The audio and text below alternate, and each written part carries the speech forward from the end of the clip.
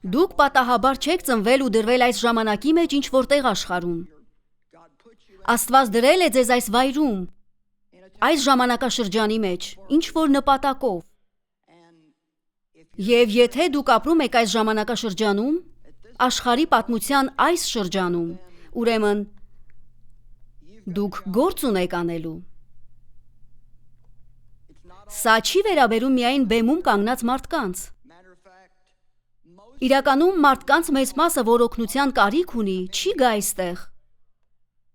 Նրանք այնտեղ են, որտեղ դուք եք։ Մեր գործն է կրթել ձեզ, որպեսզի գնաք եւ անեք ծառայության գործը։ Կրկին կասեմ, ծառայության պարգևները կանչված են ձեզ կրթելու համար, որպեսզի գնաք եւ ծառայեք մարդկանց։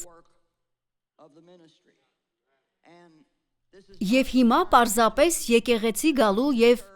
բեմում կանգնած անձնավորությամբ հիանալու ժամանակը չէ։ Հիմա այն ժամանակն է, որ հնարավորինս զինվեք եւ պատրաստ լինեք գնալու աշխարհ եւ գործածելու այն, ինչ ստացել եք։ Ամեն։